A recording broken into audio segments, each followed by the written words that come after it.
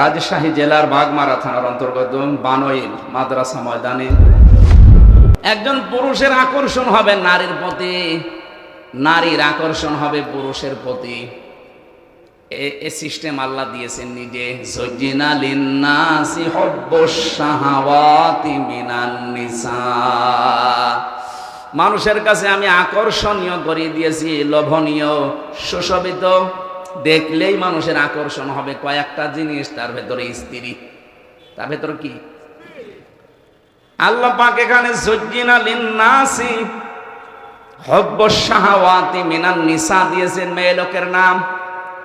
জাওজাতুন শব্দ দিলে আমরা বুঝতাম সরাসরি স্ত্রী লোকের নাম দিয়েছেন। নেসা মানে মেয়ে লোক, মেয়ে লোকের প্রতি আকর্ষণই তৈরি করেছেন কে? আর আসতে বলেন। এটা শুধু আজকের দিনে না, যেদিন বানিয়েছে আল্লাহ ওই দিন থেকেই। হাক্কানি তাফসিরে পেয়েছি আমি, হযরতে আদম আলাইহিস সালাম ঘুম থেকে উঠেই যখন দেখলেন বাম পাশে একটা সুন্দরী মেয়ে, হযরত হাওয়াকে আল্লাহ এত সুন্দর করে বানিয়েছিলেন, পৃথিবীর 4 জন সুন্দরী মহিলার ভেতর উনি একজন। এ কাটিং বলে বোঝানো যাবে না। ঐশ্বরিয়াকে দেখেছেন? কারা কারা দেখেছেন হাত তোলেন তো। না, আপনারা আল্লাহর ওলি মানুষ, সব দেখবেন কেন? না, দেখার দরকার নেই। এখন সবচাইতে বিশ্বে সুন্দরের তালিকায় যাদের নাম আছে, 1 নম্বরে যে মহিলার নাম পাওয়া যাচ্ছে, ইন্টারনেট ঘাঁটবেন, 1 নম্বরে বিশ্ব সুন্দরী দুনিয়া না, 257টা রাষ্ট্রের ভেতরে চেহারার এই কাটিংটা সবচাইতে সুন্দর যার। ওই সমস্ত কাজ কারবার যারা করে, মানুষের চেহারা মাপ জব করে যারা এগুলো উপস্থাপন করে, তাদের বর্ণনা কি নাম বলেন তো দেখি? কেমন পড়াশোনা করেন বলেন? হুজুর তো আসমানে থাকে, বলতে পারবে না, আপনি তো পারবেন। কি নাম বললো? পরিমন। এটা চেহারা হইল, আমার সাথে ছিল, আমার পাশের ছেলে ছিল, আদালতে আমি বহুবার দেখা হয়েছে। না, ওইটা না। রাশমিকা মান্দানা নাম শুনেছেন? চেহারার কাটিংয়ে এখন পৃথিবীতে 1 নম্বরে আছে। এই মহিলার দিকে একটু আল্লাহর নাম নিয়ে তাকাবেন, দেখেন তো কি সুন্দর করে আল্লাহ তারে বানিয়েছে। এর চাইতে তাহলে শতগুণে সুন্দরী ছিল আমাদের আদি মাতা হযরতে হাওয়া আলাইহিস সালাম। কি বানিয়েছিলেন আল্লাহ তাকে। 2 নম্বরের নাম পেয়েছে হযরতে জুলাইখা, ইউসুফ নবীর স্ত্রী। 3 নম্বরে নাম পেয়েছে ইব্রাহিম নবীর বড় স্ত্রী হযরতে সাহারা রাদিয়াল্লাহু তাআলা আনহু সারা। 4 নম্বরে আমাদের নবী মুহাম্মদ রাসূলুল্লাহর ছোট মেয়ে হযরতে ফাতিমাতুজ জোহরা রাদিয়াল্লাহু তাআলা আনহা। এত সুন্দর করে মানুষকে আল্লাহ বানিয়েছিলেন, মেয়েদের ভেতরে 4 জনকে। সৌন্দর্য যদি প্রদর্শনের বিষয় হতো, এনারা বিশ্ব সুন্দরী হয়ে সারা দুনিয়ায় চেহারা দেখিয়ে বেড়াতেন। অথচ এই বিশ্ব সুন্দরীর তালিকায় যাদের নাম পেলাম, হযরতে ফাতেমা জীবিত অবস্থায় তো আছে, মরণের আগেও স্বামীকে বলেছিলেন আমি মারা গেলে তাড়াতাড়ি করে আমারে কবরে দিয়ে দিও। বেশি মানুষ খবরও দেওয়ার দরকার নেই, মানুষ হয়তো কাপড়ের উপর দিয়ে আন্দাজ করতে পারে নবীর মেয়ে এরকম মোটা ছিল, এরকম পাতলা ছিল। নিজের চেহারাকে, নিজের পর্দাকে কত গুরুত্ব দিয়েছে তারা। আজ একটু চেহারা ভালো হলেই মানুষকে দেখান আপনি মানুষ। হযরতে আদম নবী হাওয়ার দিকে শুধু তাকালেন না, ধরতে গেলেন। আল্লাহ পাক বলেন তাকানো যাবে না, ধরাও যাবে না। হযরতে আদম আলাইহিস সালাম ওই দিনই বলেছিলেন আল্লাহ ধরাও যাবে, তাকানো যাবে, কোন কায়দা আছে বলেন? আল্লাহ পাক বলেন বিবাহ করা লাগবে। কি করা লাগবে বলেন? বলেন। উনি বলছেন আমি রাজি আছি বিয়ে করতে। আল্লাহ পাক বলেন শুধু বিয়ে করতে রাজি হলেই হবে না, বিয়ের আগে দেন মোহর দেওয়া লাগবে। আমার কাছে কিছু নেই। এই যে আতুহুন্না ওয়াজুরহুন্না ফারিদা, দেন মোহর দেওয়া, এটা কিন্তু নফল বিষয় না, এটা ফরজ, নামাজের মতো ফরজ। আজ যদিও অনেকে এরকম আদায় করতে চান না, যেটা যে ফরজ অনেকে জানেন, তারপরও দিতে চান না। ফরজ কোনো বিষয় আপনি ইয়ারকি মারেন কোন কারণে? যাদের দেন মোহর বাকি আছে হাতে পায়ে ধরে বলছি দিয়ে দেবেন। যদি ফাঁকি দেওয়ার নিয়ত থাকে জেনাকারের কাতারে উঠবেন কিয়ামতে। এখানে বাকি আছে কার হাত তোলেন তো দেখি? একজন? না ঠিক আছে, এই স্টেজে যারা আছে সব মনে হয় দিয়ে দিয়েছে, আলহামদুলিল্লাহ। এত বড় বড় আল্লাহর ওলি যদি না দেয়। এখান থেকে কয়েকটা মাসলা আমি এনেছি। এই যে যারা বিয়ে 2টা 3টা 4টা করলেই অনেকে মন খারাপ করে, না ও চরিত্র খারাপ হয়ে গেছে। আরে বেটা, বিয়ে যারা বেশি করে তার চরিত্র ভালো। আমার রিমান্ডে, আমার আকিস গ্রুপে আমি চাকরি করতাম, ওনার ছেলে যেই কয়টা, আকিসের তো 3টা বউ, ওনার বড় ছেলে 4টা, প্রায়গুলোই 3টা 4টা 2টার নিচে মনে হয় নেই। কারণ তাদের যে সম্পদ, তারা করবে কি? বিয়ে করার জন্য কয়েক প্রকার মেয়েকে বেছে নেওয়ার নির্দেশ আছে। 1 নম্বরে অসহায়, 2 নম্বরে বিধবা, 3 নম্বরে স্বামী পরিত্যক্তা, তালাক প্রাপ্তা যারা।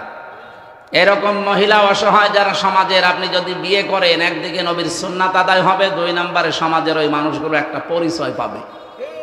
কারো চেহারায় মুগ্ধ হয়ে অন্ধভাবে তাকে বিয়ে করবেন শুধু আনন্দের জন্য না। এই কারণগুলো যদি থাকে, সে যদি 2 2 3 3 4 4 বিয়ে করে ইনসাফ কায়েম করতে পারে, সেটা একটা আল্লাহর ওলি।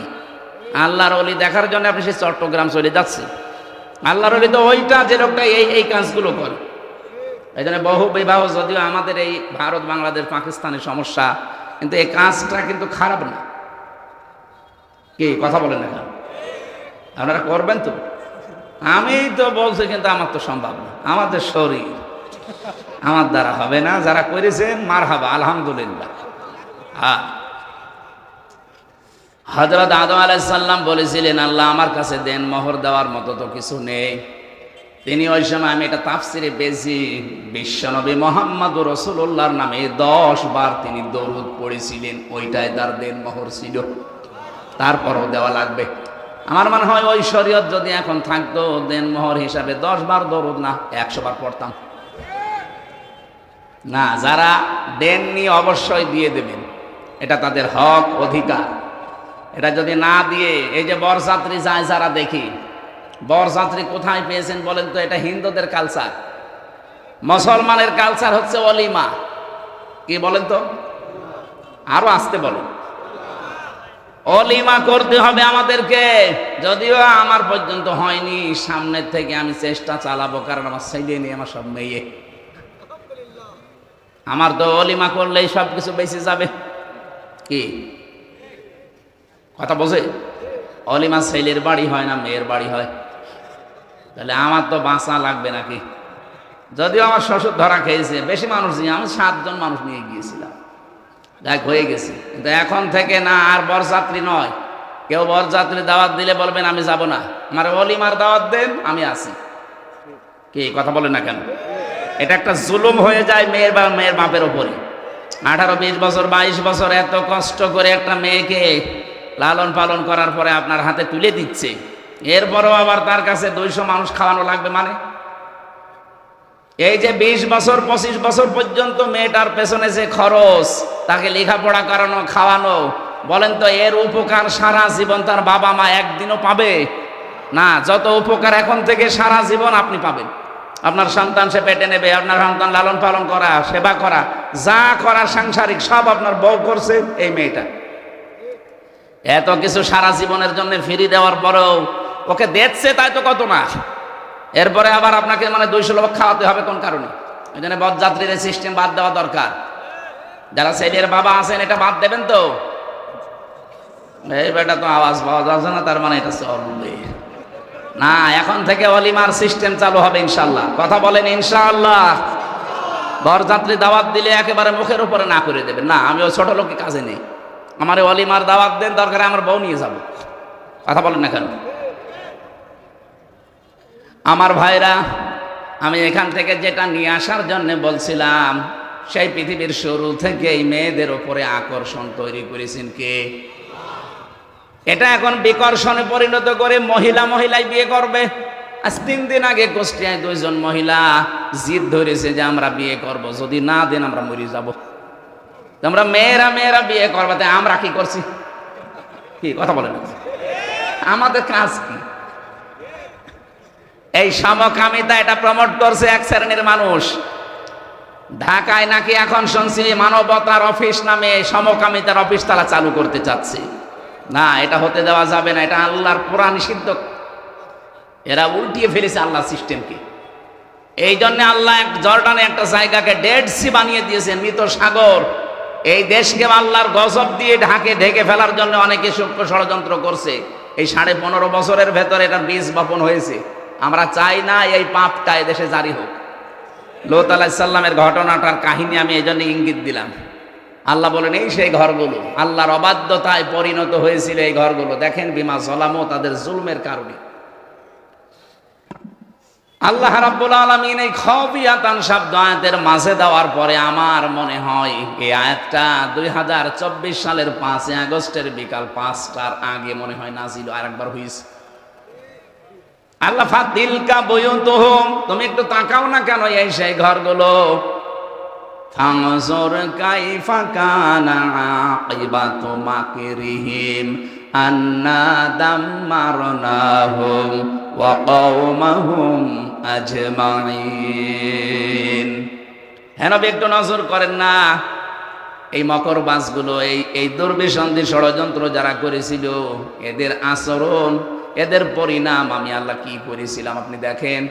আন্না এর ফাইল সরাসরি আল্লাহ নিজে, দাম্মারনাহুম ওয়া কওমাহুম আজমাইন, তাদেরকে এবং তাদের জাতিকে, কওমকে আমি আল্লাহ সমূলে ধ্বংস করে দিয়েছিলাম, শিকড় পর্যন্ত তুলে ফেলেছি। এখান থেকে আমি যেটা পেয়েছি বাংলাদেশের সাথে এই যে খাবিয়াতান শব্দটা দিয়ে, আল্লাহ বলেন এদের জুলুমের কারণে ওদের বাড়ি ঘরগুলো পরিত্যক্ত হয়ে আছে, ওজার গৃহ বানিয়ে দিয়েছি, জনশূন্য করে দিয়েছি। এর বাস্তব প্রমাণ আমার কুষ্টিয়ার হানিফের বাড়ি।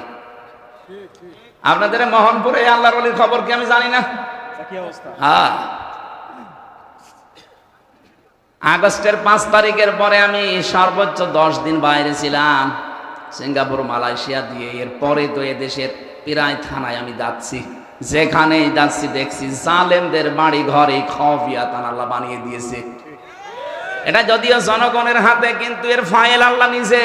আন্না দাম্মারনাহুম, আমি নিজে তাদেরকে ধ্বংস করেছি। এদের বাড়ি ঘর গুলো পরিত্যক্ত। 3 দিন আগের পত্রিকা, সবচাইতে দামি বাড়ি যেটা মানুষ সোমা খেত গিয়ে, এই বাড়ি এখন জাতীয় টয়লেট হয়ে যাচ্ছে। জামাতবদ্ধ হয়ে 8-9 জন একসাথে যাচ্ছে আর বিভিন্ন দিকে মুখ করে চালাচ্ছে।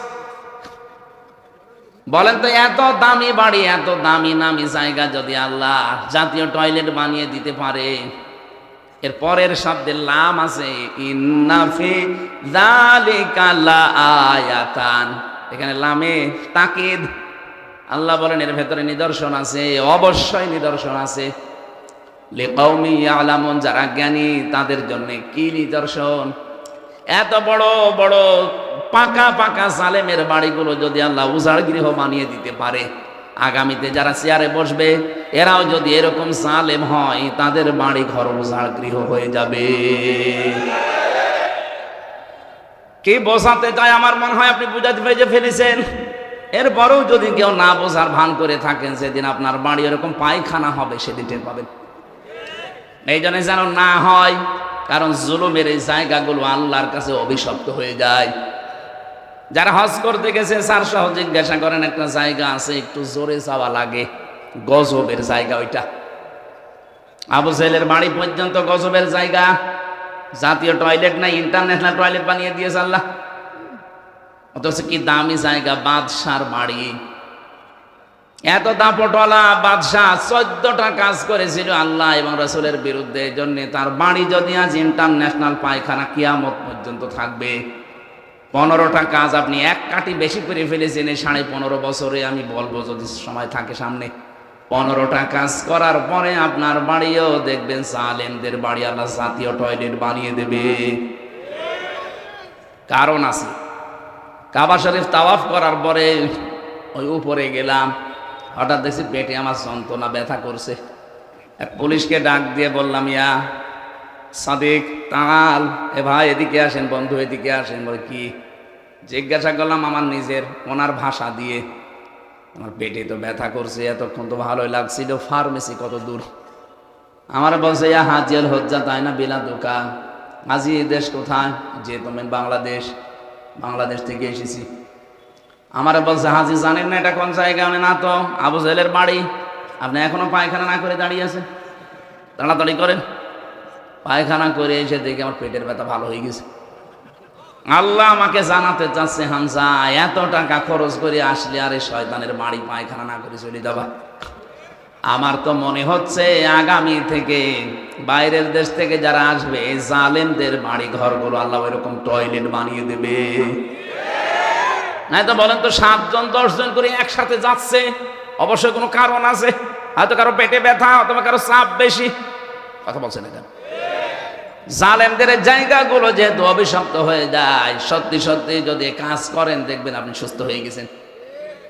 আমার বাড়ি আপনার বাড়ি আবার যেন 5 বছর পরে এরকম জাতীয় টয়লেট হয়ে না যায়। আল্লাহ যেন আমাদেরকে বাঁচান এই জুলুম করা থেকে, বলেন আমিন। শব্দটা এত ভয়ঙ্কর শব্দ, জালেম যারা। কোরআনে কারীম আল্লাহ রাব্বুল আলামিন সূরা ইব্রাহিমে জানিয়েছেন, ওয়া আনযির বিহিল্লাযীনা ইয়াখাওয়ানযিরিন নাসা ইয়াওমা ইয়াতিহিমুল আযাব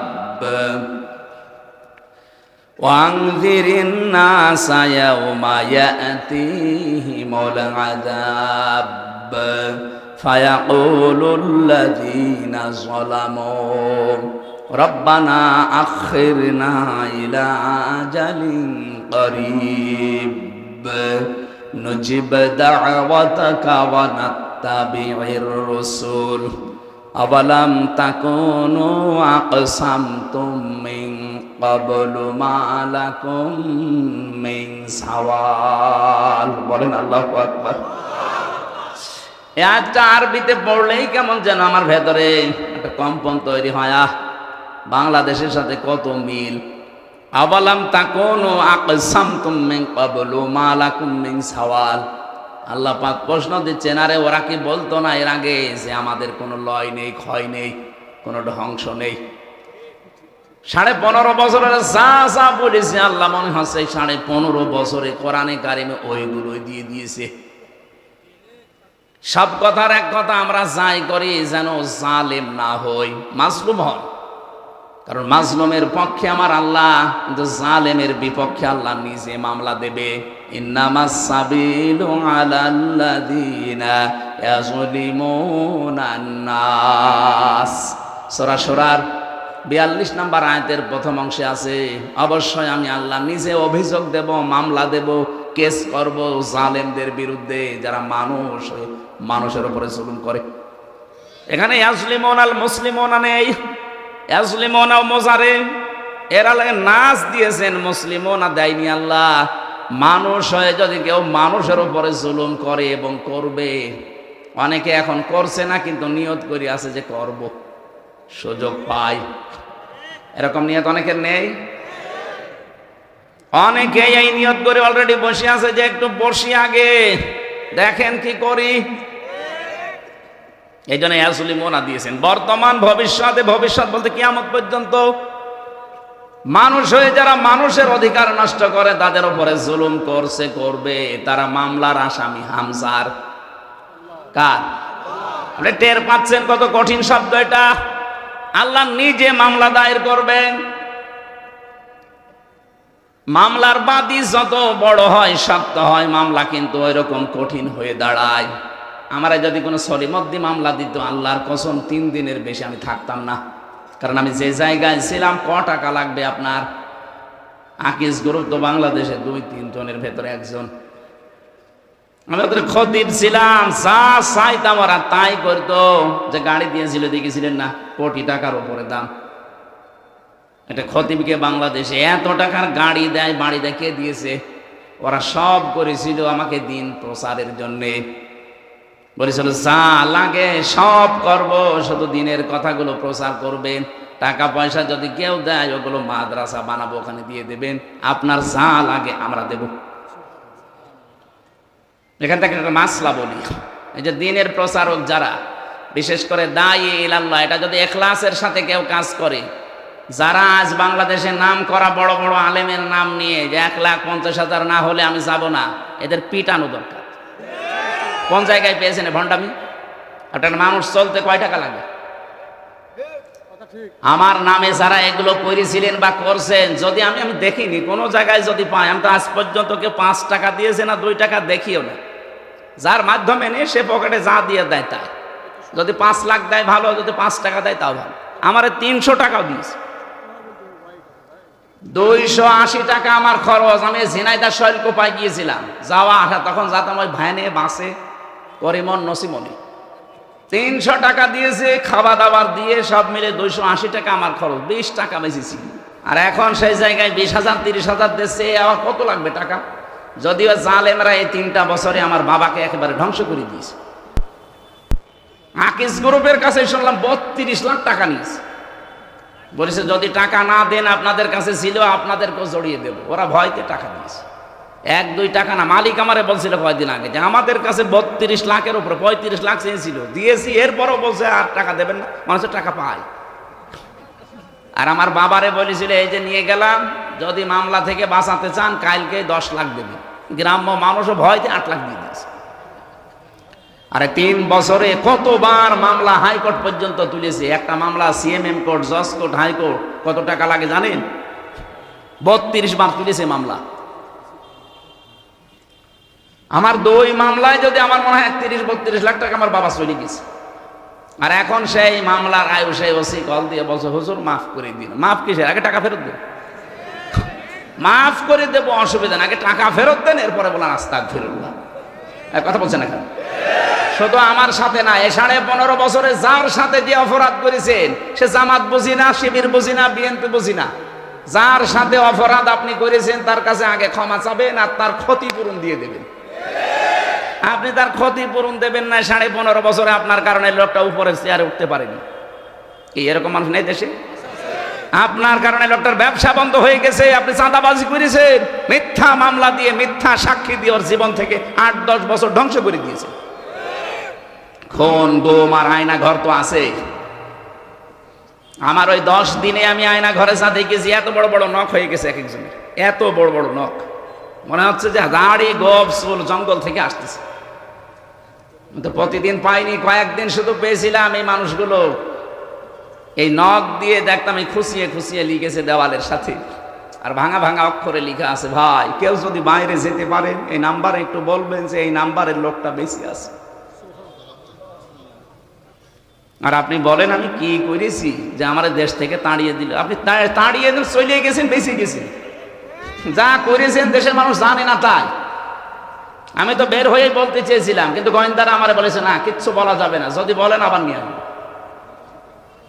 কিন্তু এখন তো আর নেই। এই কয়েকদিন আগে গোয়েন্দা বিভাগের প্রধান যিনি দায়িত্বে পেয়েছে, উনি আমারে বলছিলেন মাহফিল যেখানে হবে বাংলাদেশের 56,000 বর্গ মাইলে কারো অনুমতি নেওয়া লাগবে না। কিসের অনুমতি নেওয়া লাগবে?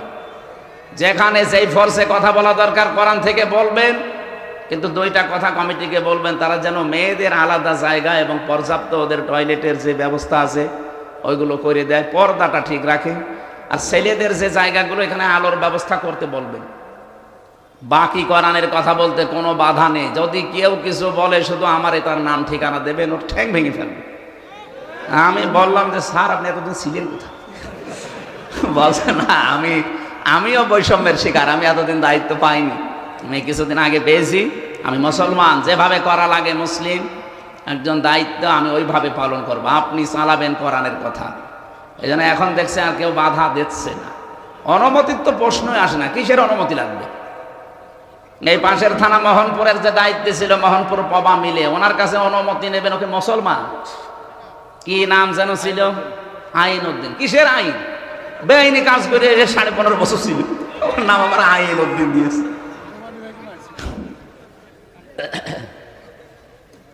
এই 15.5 বছরে যারা এমপি আর মন্ত্রী আর উপজেলা চেয়ারম্যান ছিল, যদি কেউ আমার সামনে বলেন সাবেক এমপি সাবেক মন্ত্রী, আপনার দাঁত মুখ খুলে ফেলবে। এই সমস্ত অবৈধ মানুষের চোরগুলোকে আপনি কোন কারণে বলবেন? আরো বলা লাগবে 15.5 বছরে এমপি হয়ে, মন্ত্রী হয়ে, উপজেলা চেয়ারম্যান হয়ে যা রাষ্ট্রের টাকা পয়সা বেতন নিয়েছেন, ওগুলো টাকা ফেরত দেন, কারণ ওগুলো আমাদের টাকা। এই কথা বলছেন না কেন? বেগম পাড়া বানায়, সাহেব পাড়া বানায়, আর আমরা কি ঘাস কাটছি?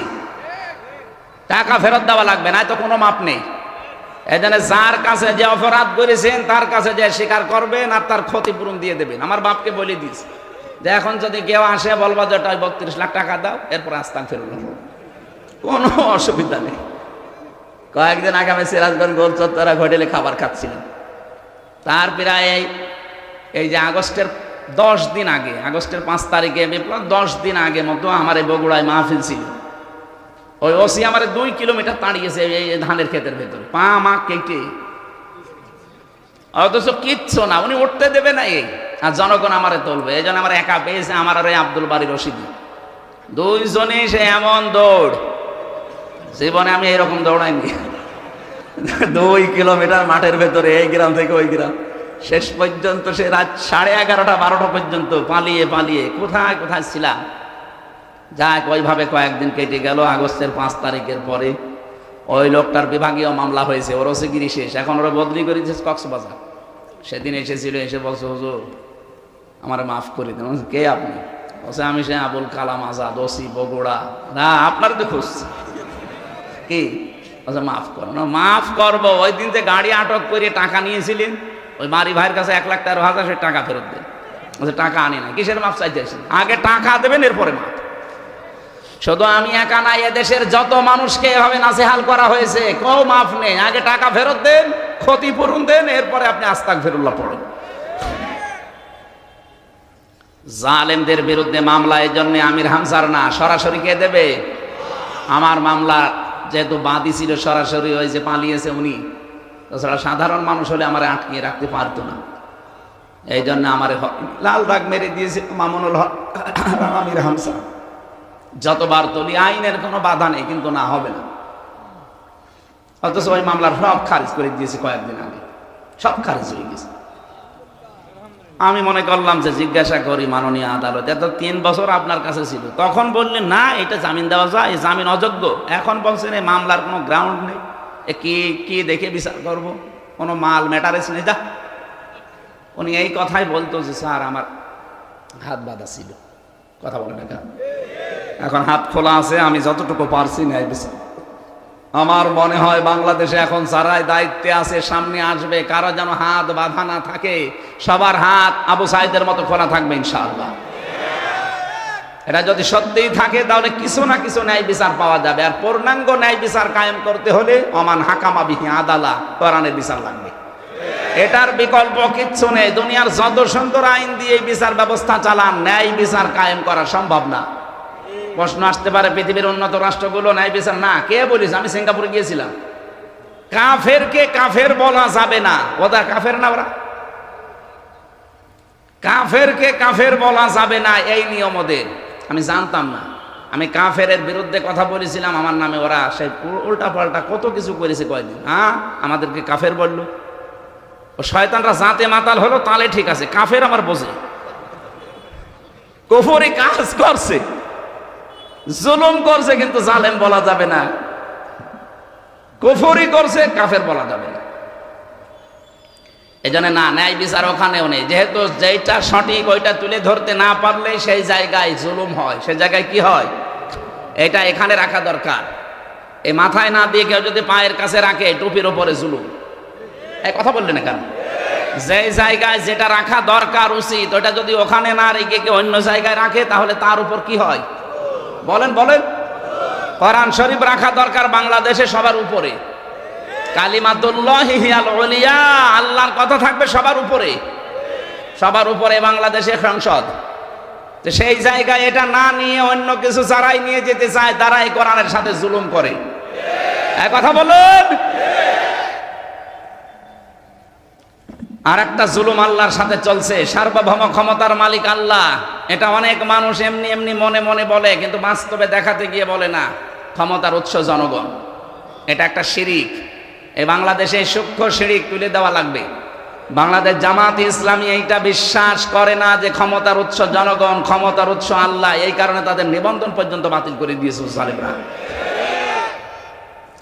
তারা আল্লাহর পরীক্ষায় উত্তীর্ণ হয়ে নিবন্ধন বাতিল হয়েছে, তারপরেও ডোন্ট কেয়ার, কিছুই মনে করেনি। চিন্তা ভাবনাও তাদের ছিল না, যে যা করবে করুক, আমরা এটার উপর থেকে টলবো না। কারণ এটা আমার বানানো না। আন্নাল কুওয়াতা লিল্লাহি জামিআ, সব ক্ষমতার উৎস কে? আরো জোরে বলেন। এটা যদি জামাত ইসলামের হয়, আপনি কি, আপনি টুপি মাথায় দেন না, আপনি মুসলমানের নাম রেখেছেন, আপনি তো মরে গেলে জামাতের কবরে দেওয়া হবে। এই জন্য যাদের এই বিশ্বাস আছে, আপনি আজকে থেকে এই বিশ্বাস পাল্টান।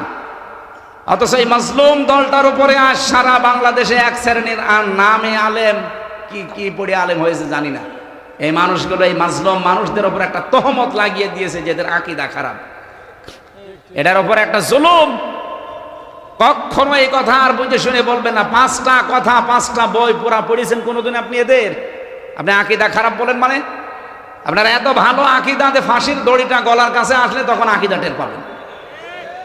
অথচ যে মানুষগুলোর বলেন আকীদা ভালো নেই, এই মানুষগুলো ফাঁসির দড়ি গলার কাছে নিয়ে 3 ঘন্টা ঘুমিয়েছে। আমার নিজের সাক্ষী শহীদ মীর কাশেম আলী 3 ঘন্টা পরে যার ফাঁসি, কারারক্ষীকে বলছে, ভাই আমি 2 ঘন্টা ঘুমালাম, তুমি 1 ঘন্টা আগে আমারে ডেকে দিও। অথচ তার দড়ি ফাঁসির গলার কাছে।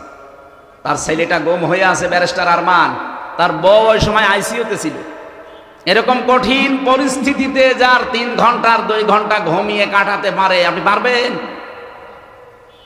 বলতে যত সহজ মনে হচ্ছে, আমি তো নিজে প্র্যাকটিক্যাল, তাও পারবো না। তার ইমানটা কোন পর্যায়ে ছিল, আর আন্দাজে আকীদা খারাপ, ইমান ঠিক নেই, ভণ্ডামি করার জায়গা পান না।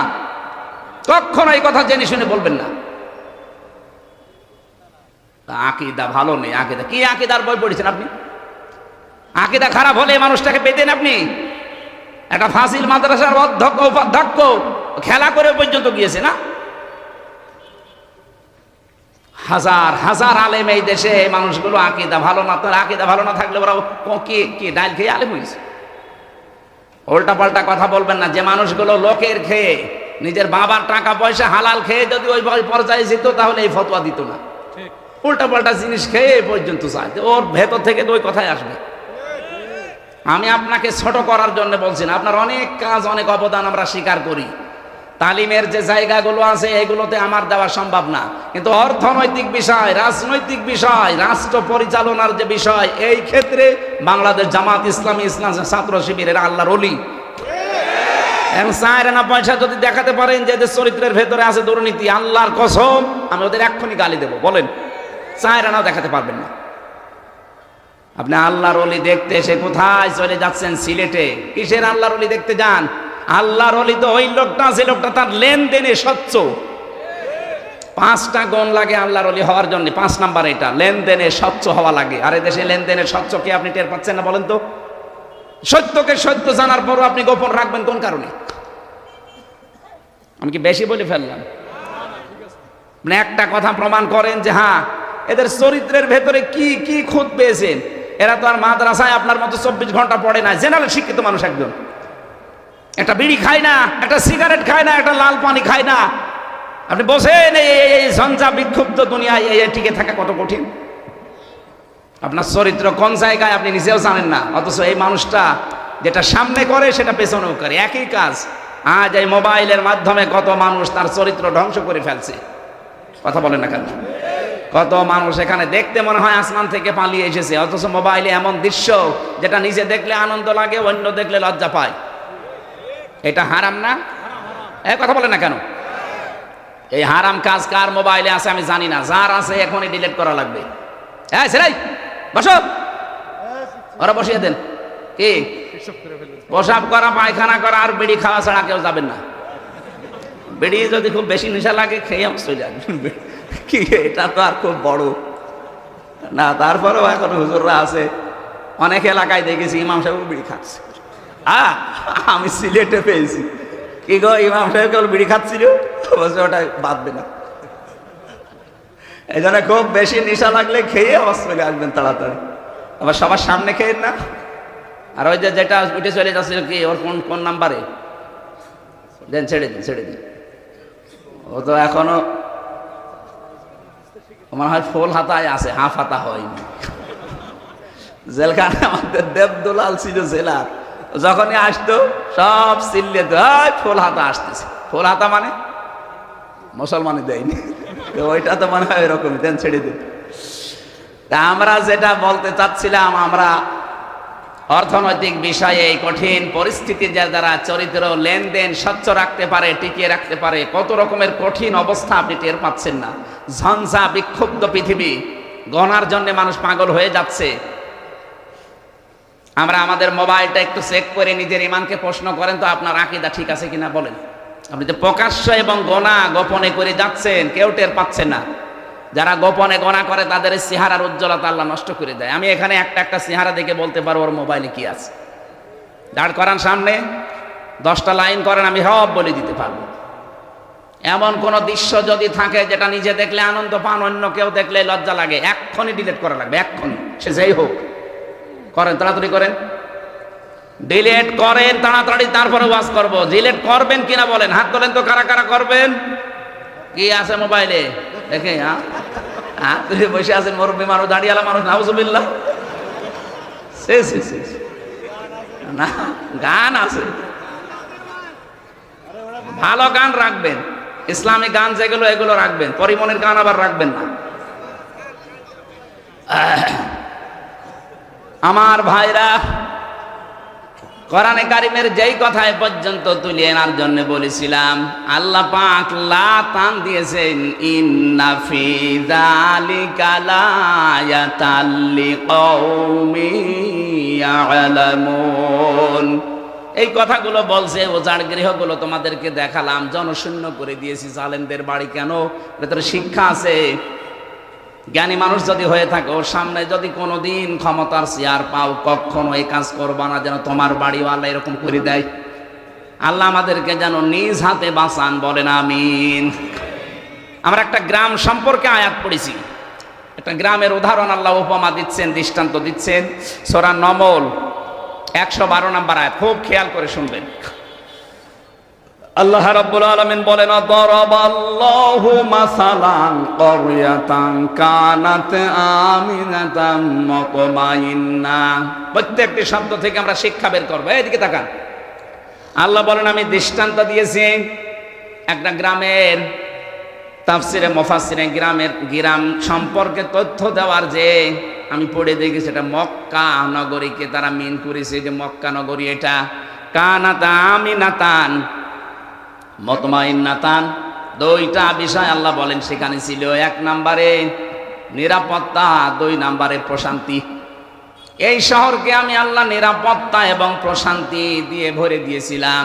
ইয়াতিহা রিজকুহা রাগাদাম মিন কুল্লি মাকান, বিভিন্ন দিক থেকে রিজিক আসতো স্বাচ্ছন্দ্যে। তাদের যা প্রয়োজন ছিল রিজিকগুলো বিভিন্ন লাইন দিয়ে, ইয়ামেনের নাম আছে, সিরিয়ার নাম আছে, কাতারের নাম আছে, আশপাশের রাষ্ট্র থেকে আসতো। আল্লাহ পাক বলেন, ফাকাফারাতে বিআনুমিল্লাহ। এই যে কতগুলো নিয়ামতের কথা বললাম, একটা আমানা নিরাপত্তা, 2 নম্বরে মুতমাইন্না প্রশান্তি, নির্মল একটা পরিবেশ, 3 নম্বরে বিভিন্ন জায়গা থেকে রিজিক এসে তাদেরকে স্বাচ্ছন্দ্যে চলাফেরা করার গ্যারান্টি। কিন্তু এই মানুষগুলো যখন আল্লাহর নিয়ামতের সাথে কুফরি করা আরম্ভ করেছে, কুফরের ধরনগুলো আমি যে 15টা বলেছিলাম, বলবো ইনশাআল্লাহ, ওই জামানায় 14টা ছিল। ফাকাফারাত বিআনুমিল্লাহ, আল্লাহর এই নিয়ামতকে যারা কুফরিতে পরিণত করেছে, কুফরি করেছে আল্লাহর নিয়ামতের সাথে, ফাযাকাল্লাহ, এখানে ফাইল আল্লাহ নিছে। আল্লাহ পাক বলেন, আমি তখন তাদেরকে মজা চাকালাম, স্বাদ গ্রহণ করালাম, লিবাসাল জুই ওয়াল খাউফি, শাস্তি হিসাবে 2টা পোশাক পরিয়ে দিলাম, একটা ক্ষুধার, 2 নম্বরে ভয়ের। বিমা কানু ইয়াসনাউন, কারণ তারা এই কাজগুলো করেছিল। এবার আসেন তো আমরা দেখি আল্লাহ আমাদের কি বোঝাতে চাচ্ছেন এই আয়াত দিয়ে। রব্বুল আলামিন বলেন, পৃথিবী থেকে যে গণা করে, এই গণাগুলো উপরে চলে যায়। তাফসিরে তাবারির ভেতরে দেখেছি, বিশ্ব নবী যখন যাচ্ছিলেন জিবরাইলের সাথে মেরাজে, তখন দেখলেন কালো কালো কি যেন উঠতেছে উপরে, আর পিপিলিকার মতো কালো কালো কি যেন নামতেছে। নবীজি দেখেই জিজ্ঞাসা করলেন, ইয়া আখি জিবরাইল, এই যে এগুলো কি? ফেরেশতা জিবরাইল বলেছে, হে নবী, আপনার উম্মতের ভেতরে এই দুনিয়াতে যে সেই গোনাগুলো করে, ওই গোনাগুলো কালো কালো হয়ে উঠতেছে, আর ওই কালো কালো পিপিলিকার মতো এগুলো কি? নবীজি বললেন, এইগুলো ওরা যে গোনা করেছে, এই গোনার শাস্তি হিসাবে আমার আল্লাহ এগুলো দুনিয়ায় পাঠিয়ে দিচ্ছে। তাহলে গোনার কারণে আপনার ভাগ্য নষ্ট হয়, আপনার উপরে বিপদ আসে। এটা আমি বানালাম। সূরা রোমের 41 নাম্বার আয়াতটা এর দলিল, যাহারাল ফাসাদু ফিল বাররি ওয়াল বাহরি বিমা কাসাবাত আইদিন নাস লিইউযিকাহুম বা'দাল্লাযী আমিলু লা'আল্লাহুম ইয়ারজিউন। যারা স্থলে যে বিপদ আপদ মুসিবত গুলো দেখতে পাও, একটাও আমি আল্লাহ নিজের ইচ্ছায় পাঠাই না, সব তোমাদের হাতের কামাই। যা করো ওইটাই উপরে চলে যায়, ওখান থেকে শাস্তি হিসাবে আমি আল্লাহ পাঠাই। কেন পাঠাই জানো? লিইউযিকাহুম, তোমাদেরকে আমি স্বাদ চাকাতে চাই। লিইউযিকাহুম বা'দাল্লাযী আমিলু, কিছু আমলের কিছু কাজের স্বাদ আমি চাকাতে চাই। আমি চাইলা আল্লাহুম ইয়ারজিউন, তোমরা ফিরে আসবে। কিন্তু আমি আল্লাহর এই আশাটা পূরণ হয় না দেখি তোমরা আরো উল্টা বুঝে এ অপরাধ চালাতেই থাকো। এই জন্য জনপদের লোক, এই যে কারিয়া মানে জনপদ, গ্রাম। ওয়ালাউ আন্না আহলাল কুরা আমানু ওয়াত্তাকাউ লাফাতাহনা আলাইহিম বারাকাতিম মিনাস সামাই ওয়াল আরদ। এই পৃথিবীতে জনপদের লোকেরা, গ্রামের লোকেরা যদি ঈমান আনে আল্লাহর প্রতি, ঈমানের দাবি অনুযায়ী যদি তাকওয়া অবলম্বন করে, ভয় নীতি এগুলো করে, আমি আল্লাহ লাফাতাহানা সুপারলেটিভ ডিগ্রি দিয়ে বলছেন, গ্যারান্টি দিলাম। গ্যারান্টি কার? লাফাতাহানা, আমি নিজে খুলে দেব বারাকাত। বহু বচন দিয়েছেন, একটা দুইটা না, বারাকাতিম মিনাস সামাই ওয়াল আরদ, আকাশ আর জমিনে যত বরকতের দরজা সব খুলে দেব। এই খুলে দেওয়ার জন্য ফেরেশতা লাগবে না, আমি আল্লাহ নিজের কুদরত দিয়ে খুলে দেব। সুবহানাল্লাহ বলতে পারেন না? এবার আসেন তো আমরা কি পাঠাচ্ছি আর আল্লাহ আমাদের জন্য কি পাঠান। আমিনাতান মুতমাইন্নাতান, এক নম্বরে ওই গ্রাম যেটা কাবা শরীফ মক্কা শরীফের নাম আছে, এ প্রথম নম্বরে তার নিদর্শন ছিল, সেটা ছিল নিরাপত্তায় বেষ্টিত। সূরা আলে ইমরানের 93 নম্বর আয়াতের মাঝের অংশে আল্লাহ এই তথ্যটা দিয়েছেন, ওয়ামান দাখালাহু কানা আমিনা। এই কাবায় কেউ প্রবেশ করলে, এরিয়াতে আসলে আল্লাহ তাকে নিরাপত্তা দিয়ে দেয়।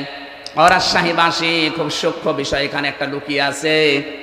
কাবার এলাকায় প্রবেশ করলে নিরাপত্তা দেয় কে? আরো জোরে বলেন কেন? ইন্না আউয়ালা বাইতি উফদিআ লিন-নাস লাল্লাযী বিবাক্কাতা মুবারাকা ওয়া হুদাল লিল আলামিন। অবশ্যই পৃথিবীতে সর্বপ্রথম ঘর যেটা নির্মাণ হয়েছে তার নাম বাক্কা। বাক্কা মানে মক্কা, এটা প্রাচীন নাম। এই বাক্কাতে যেটা আছে, এখানে দুইটা জিনিস আমি দিয়েছি, মুবারাকান, বরকতময় করে দিয়েছি, অহুদান, পথ নির্দেশিকা এখানে আছে। একটা কালো গ্লাভ দিয়ে ঢেকে রাখা ঘর, কি বরকত সেখানে, কি রাস্তা তৈরি করা আছে এর ভেতরে। তাফসিরে আমি প্রায় 19টা পয়েন্ট পেয়েছি এই বারাক, মোবারকান আর হুদান, এই দুইটা শব্দের ভেতরে। এত বরকত আল্লাহ দিয়েছেন আমাদের জাতির পিতা হযরত ইব্রাহিম আলাইহিস সালাম। ওই যে ছোটবেলায় যখন তার সন্তানকে কাবার পাশে রেখে গিয়েছিলেন, ওই সময় তিনি দোয়া করেছিলেন, মাবুদ আমার এই সন্তান আদি এখানে রেখে গেলাম, এদেরকে তুমি গোশত এবং দুধ, কি বললেন? গোশত এবং দুধ, এই দুইটার বরকত ঢেলে দিও। ওই দিন জাতির পিতার দোয়া কিয়ামত পর্যন্ত চলতেই থাকবে, এখনো আছে। ওরা কাবার এলাকা, মক্কাতে আপনি দেখবেন কোনো ফসল হয় না, কিন্তু গোশত আর দুধের কোনো অভাব নেই। উটের গোশত বলেন, ছাগলের গোশত বলেন, দুম্বার গোশত বলেন, ভেড়ার গোশত বলেন, আর দুধ যাদের নাম বললাম এদেরও দুধ হয়। উটের দুধ, ছাগলের দুধ, গরুর দুধ, মহিষের দুধ, যাই বলেন। অথচ কোনো খাবার এখানে তৈরি হয় না, দুধ আর গোশতের কোনো অভাব এখনো নেই, কিয়ামত পর্যন্ত হবে না। এটা জাতির পিতা ইব্রাহিমের দোয়ার ফসল। কি বাবা পেয়েছিলাম, এক দোয়ায় চলছে। আর আমরাও এমন বাবা পাই, কি দোয়া করে খালি হুকা খাই। আপনি দেখেন না কি জোরে হুকা খাচ্ছে। এই শব্দটা নিয়ে আজ যারা ভেজাল বাদিয়েছেন তারা নিরসন করবেন। আমেরিকার স্টাইলে অনেকে আজ জাতির পিতা 8, 10 জন, 15, 20 জন বানাতে চাচ্ছেন না। দুইটার একটা আমার মানি না, কারণ এটা ফায়সালাকৃত বিষয়। জাতির পিতা একজন, তার নাম ইব্রাহিম, এটা আল্লাহ বানিয়ে দিয়েছেন।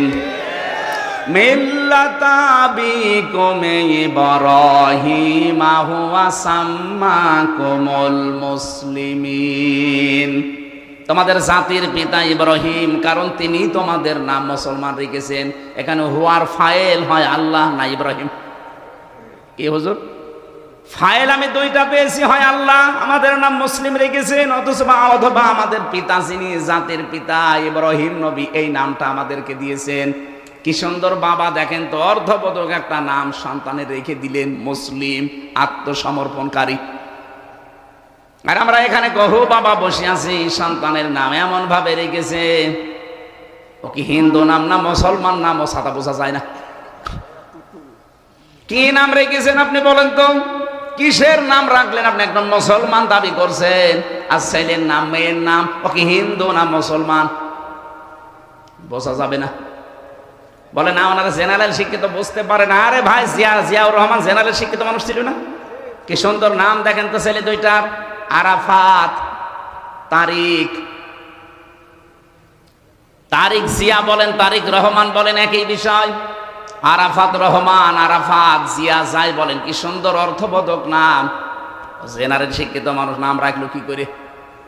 আর আপনি বলেন আমি জেনারেল শিক্ষিত, কি রাখবো, পুতুল না জয়, আমি টের পাইনি। টের পাননি মানে? তারা জেনারেল শিক্ষিত হয়ে যদি এরকম অর্থবোধক নাম রাখতে পারে, রহমানের রাস্তা, তারিক রহমান। আরে নাম শুনলেই কিয়ামতে হয়তো আল্লাহ বলবে যে ঠিক আছে, যা কিছুই যখন পেলাম না, নামের ওসিলায় মাফ করে দিলাম। আর আপনার নামই যদি দেখে হরে, গাই। এই জন্য আমাদের পিতা হিসাবে কিন্তু 11টা দায়িত্ব পালন করা দরকার। যারা বাবা হয়েছেন, প্রথম নাম্বারে সন্তানের নাম রাখবেন অর্থবোধক একটা নাম। কিয়ামতে আল্লাহ যখন একেবারে মাফ করার কিছুই আর পাবে না, তখন নামের দিকে হয়তো মনোনিবেশ করবে। এটা হাদিসে আমি পেয়েছি। কিয়ামতে আল্লাহ ডাক দিবে মরিয়ম, হাজারো মরিয়ম খাড়া হয়ে যাবে।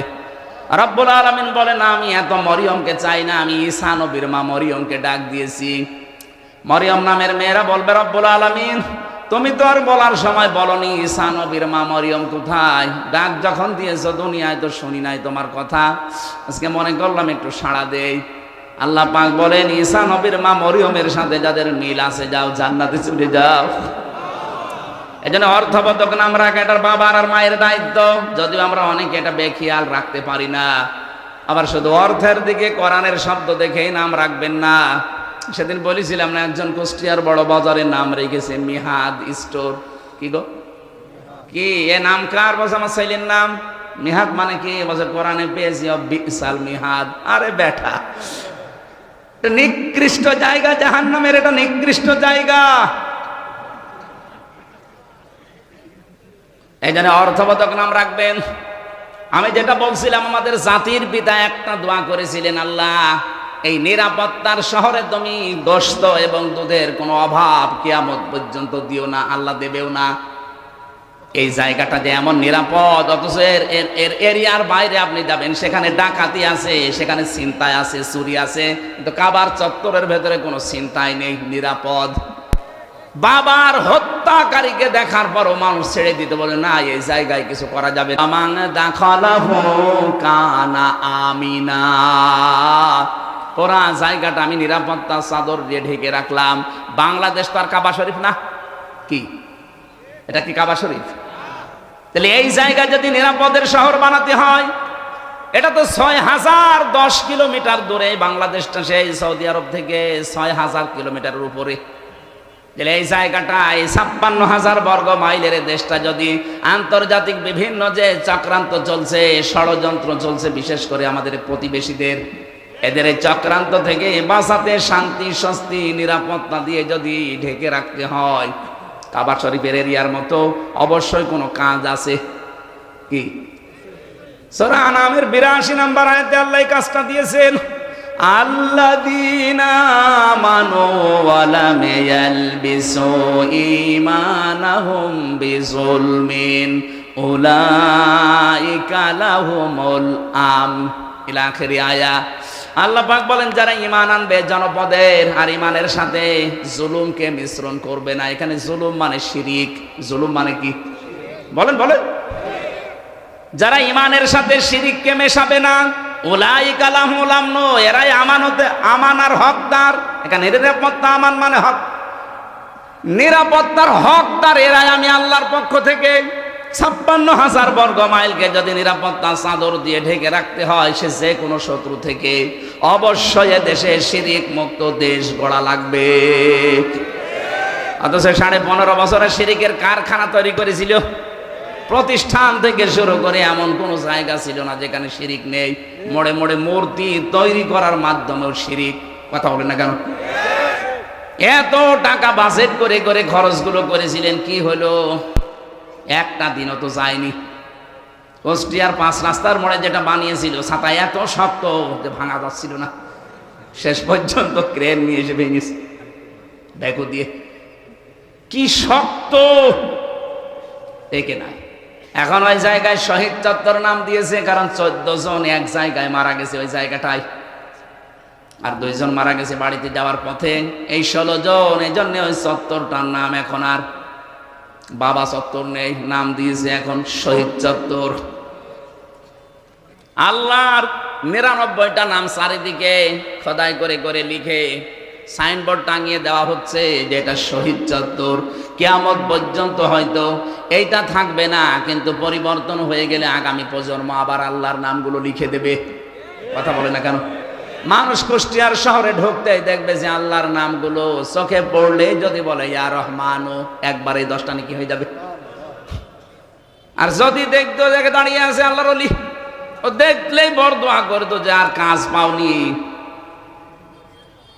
এই জন্য আমাদের দেশকে যদি শান্তি, আমরা নিরাপত্তার চাদরে ঢেকতে চাই, শিরিক মুক্ত এই দেশ গঠন করা লাগবে। যারাই কাজ করছেন শিরিক মুক্ত হওয়ার জন্য কাজ করেন। আমি তো একটা বললাম, জনগণ ক্ষমতার উৎস না। যারা বিশ্বাস করেন তারা শিরিক করছেন, আর শিরিক যারা করে তারা মুশরিক। কথা বলে না কেন? যারা এই বিশ্বাস করে ক্ষমতার উৎসকে বলেন, তারা একেবারে সব কিছু ছেড়ে দিয়ে কাজ চালান। এইটাই যেন বাংলাদেশে কায়েম করতে পারি যে ক্ষমতার উৎস জনগণ নয়, ক্ষমতার উৎস আমার আল্লাহ। ডাইরেক্ট ইনডাইরেক্ট মিলে 903 জায়গায় আয়াতটা আল্লাহ দিয়েছেন, লিল্লাহি মুলকুস সামাওয়াতি ওয়াল আরদ কুলিল্লাহুম্মা মালিকাল মুলকি তুতিল মুলকা মান তাশা। ডাইরেক্ট এত আয়াত থাকার পরও এদেশের মুসলমানরা কেন এটা মানতে চায় না আমি বুঝি না। আরে ভাই, কোরআনের চোখ আমি লাগিয়ে দেখতে পাচ্ছি আপনি মুশরিক। আপনি মারা গেলে আপনার জাহান্নামী স্থান হবে, জান্নাত হারাম হবে।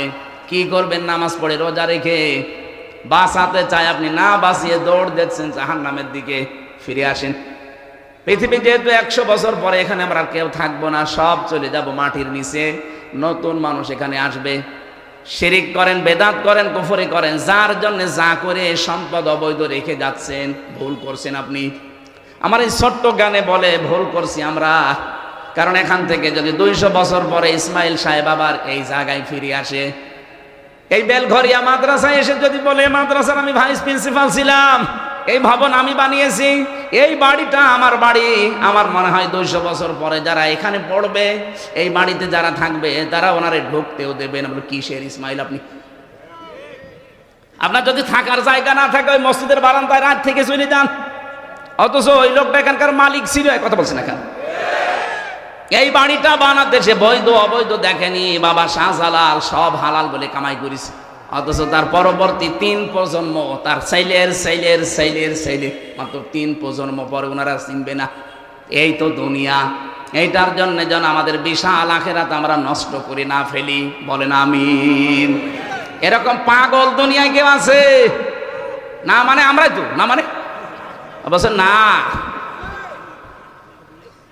বোনের জমি ফাঁকি দিয়ে, ভাইয়ের জমি ফাঁকি দিয়ে আপনি পাগলামি করছেন। ওই জমি আপনাকে জাহান্নামে নেওয়ার জন্য কাল হয়ে দাঁড়াবে। বলেন নাউজুবিল্লাহ। এজন্য জ্ঞান থাকতে কারো মালের দিকে হাত বাড়াবেন না। রব্বুল আলামিন বলেন রিজিকের জন্য এগুলো করো তো, ইয়াতিহা রাগাদাম মিন কুল্লি মাকান। তোমাদের রিজিক আমি আল্লাহ যেভাবে নিয়ে এসে দিয়েছিলাম, বাংলাদেশের তুলনায় বিশ্বের অনেক দেশে আমি তো ঘুরলাম, কত বড় বড় বিশাল দেশ, অথচ জনগণ এত বেশি নেই। আমেরিকা বাংলাদেশের চাইতে 59 ডবল বড়। 59টা বাংলাদেশ পাশাপাশি রাখলে যত বড় হবে একটা দেশ অত বড়। কয়েকদিন আগে আমি মালয়েশিয়া ছিলাম, ওইটা বাংলাদেশের চাইতে 8 ডবল বড়। সৌদি আরব বাংলাদেশের চাইতে 14 ডবল বড়। আর আমাদের দাদাদের দেশ হচ্ছে 29 ডবল বড়। এই তুলনায় বাংলাদেশে 18 কোটি মানুষ। এখন আমরা 18 কোটি মানুষের মাত্র 56,000 বর্গ মাইল। অথচ রিজিক কে দিচ্ছে বলেন তো? আরো জোরে বলেন। রিজিকের ভয় আমরা অনেকের সন্তান আজ হত্যা করে ফেলছি, বেবিদেরকে, বাচ্চাদেরকে মেরে ফেলছি না, এটা কাফেরদের স্বভাব। ওয়ালা তাকতুলু আওলাদাকুম মিন ইমলাক নাহনু নারযুকুকুম ওয়া ইয়্যাহুম। জনপদের লোক আমরা যারা আছি, সত্যি যদি ঈমান আর তাকওয়ার উপরে টিকে থাকতে পারি, রিস্কের কোনো অভাব হবে না। কারণ আমাদের রিজিক আর আমাদের বেবিদের রিজিক কে দেয়? আরো জোরে বলেন। আমেরিকার একটা পদ্ধতি আমরা অনেকে অবলম্বন করে এই কুফরিতে নিমজ্জিত হয়ে শেষ পর্যন্ত আল্লাহর বিরুদ্ধে অবস্থান নিয়েছি। চেন্ময় কৃষ্ণ নাকি যেন নাম ধরা পড়েছে, ওর বক্তব্য দেখেছেন কিছুদিন আগের।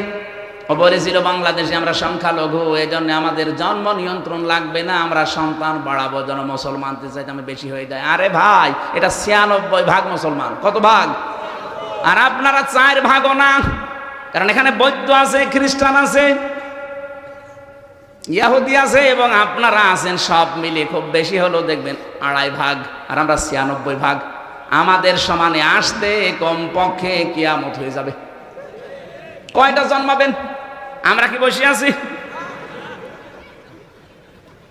এই জন্য আল্লাহর উপরে যাদের বিশ্বাস, রিজিক আসবেই। আল্লাহর এই অবাধ্য কাজটা আমরা যেন না করি, বেবিদেরকে, বাচ্চাদেরকে, বাবুদেরকে যেন আমরা ধ্বংস করি না ফেলি। আল্লাহ পাক বলেন, এই মানুষগুলো যখন আল্লাহর এই নিয়ামত, শান্ত, শিষ্ট, নির্মল এই শহরে বসবাস করার পরেও যে মানুষগুলো জুলুমের পথ বেছে নিয়েছিল, ওই জামানায় আল্লাহর বিধানে হাত দিয়ে সীমা লঙ্ঘন করেছিল, বিশেষ করে ওই জামানায় নবীদের উপরে তারা অত্যাচার চালিয়েছে। আমার নবী মুহাম্মদ রাসূলুল্লাহকে পর্যন্ত দেশে থাকতে দেয়নি, তাকে পর্যন্ত তাড়িয়ে দিয়েছিল।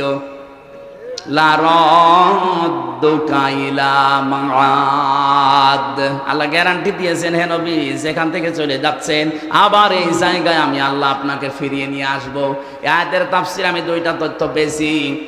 পৃথিবীর ময়দানে যারা কোরআনে কারিমের সাথে সম্পৃক্ত থাকার কারণে দেশে থাকতে পারে না, ওরা যদি হিজরত করে, ও আল্লাহ পাক ওদেরকে অবশ্যই আবার ফিরিয়ে নিয়ে আসবেন সম্মানের সাথে। যেমন মাওলানা আবুল কালাম আজাদ, এই কথা বলছে না কেন? আরো কত মানুষ আছে, আমি নাম নিলাম না, যারাই কোরআনের জন্য নির্যাতিত, নির্বাসিত হয়েছেন, তাদেরকে আল্লাহ রাদ্দু কাইলামাদ ফিরিয়ে আনবেই, অপমান না, সম্মানের সাথে। আর যারা কোরআনের সাথে বেয়াদবি করে দেশ ত্যাগ করবে, নির্বাচিত হবে, নির্বাসিত হবে, এই মানুষগুলোকে ফিরিয়ে নিয়ে আনার কোনো গ্যারান্টি আমার আল্লাহ দেয়নি। তার প্রমাণে চেঙ্গিস খান, লক্ষণ সেন পালিয়েছে, আজ পর্যন্ত ফিরে আসেনি, আসবেও না কিয়ামতের আগে। কথা বলে না কেন? কোরআনের বিরুদ্ধে অবস্থান নিয়ে যারা নির্বাসিত হবে, এদেরকে আল্লাহ ফিরিয়ে নিয়ে আনার গ্যারান্টি দেয়নি। এখানে 15.5 বছরে আমরা অনেকেই নির্বাসিত ছিলাম বিভিন্ন কায়দায়, কিন্তু আল্লাহ আমাদেরকে বাঁচিয়েছেন। ওয়াজাইনাল্লাযীনা আমানু ওয়া কানু ইয়াত্তাকুন।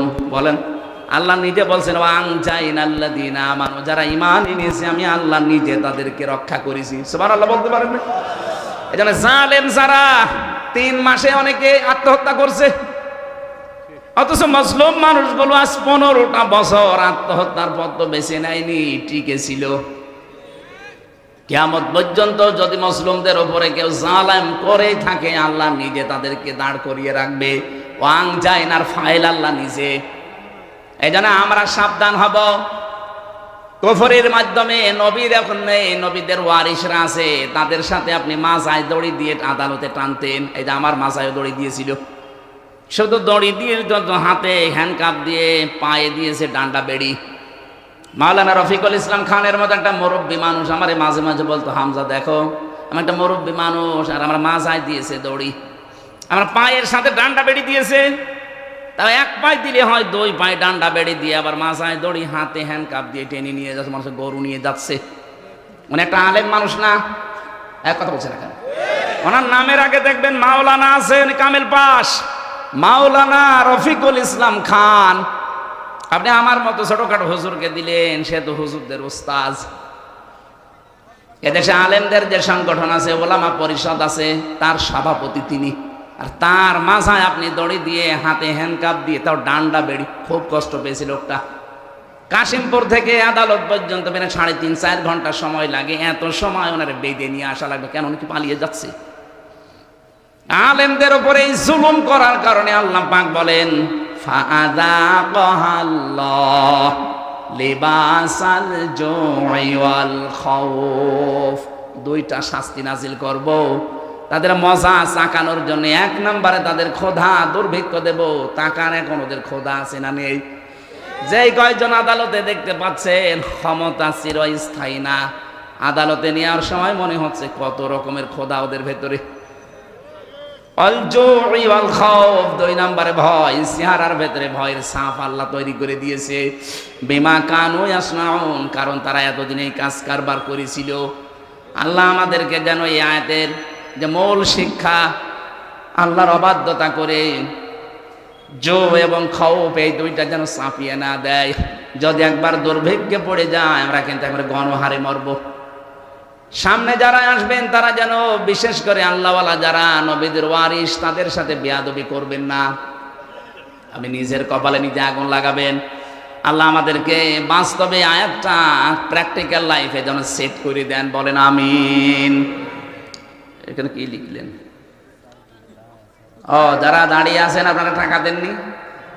হ্যাঁ, আপনার 2টা টাকা হলেও কোরআনের প্রচারে থাকা লাগবে। আরে ভাই, টাকা যদি কোরআনের পেছনে না ব্যয় হয় তো কোনে ব্যয় করবেন আপনি? 3 জায়গায় টাকা খরচ করলে হিসাব দেওয়া লাগবে না কিয়ামতে। একটা কোরআনের প্রচারে, 2 নম্বর পরিবারের জন্য, 3 নম্বরে জিহাদের ময়দানে দেন। এখানে যেহেতু কোরআন প্রচারে কাজ হচ্ছে, যারা যা দিয়েছেন আরো যারা যাচ্ছে, 5টা টাকা হলেও আপনার যেন থাকে, সমর্থন অনুযায়ী দান করবেন। বেশি সময় হয়ে গেল নাকি? ও, 9:30টার সময় দিয়েছিল, 9:45, মেলা সময় হয়ে গেছে। না, ওই যে আবার আরেকটা নিয়েছে, আমিও পারি না, ওরাও ছাড়ি না। আল্লাহু আকবার।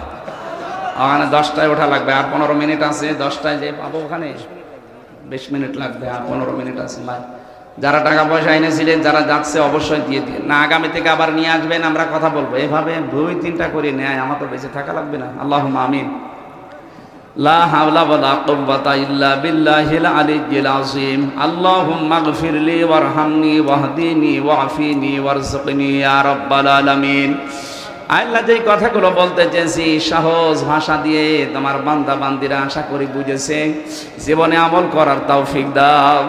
কত আলেম এখানে বসে আছে আল্লাহ, আমার হাজার হাজার আলেমের উস্তাদেরা, এদেরকে তুমি আলেম হিসাবে কিয়ামতে কবুল করে নাও। আমি হাদিসে পড়েছি কিয়ামতে আলেমদের বিচার নাকি গোপনে হবে। রব্বুল আলামিন মাওলানা ইসমাইল আলম, আব্দুল আওয়াল সহ যত আলেম এখানে এসেছে, কিয়ামতে কোটি কোটি মানুষের সামনে আমাদেরকে অপমান করো না, গোপনে ঘিরে নিয়ে তুমি নিজে নিজে মাফ করে দিও।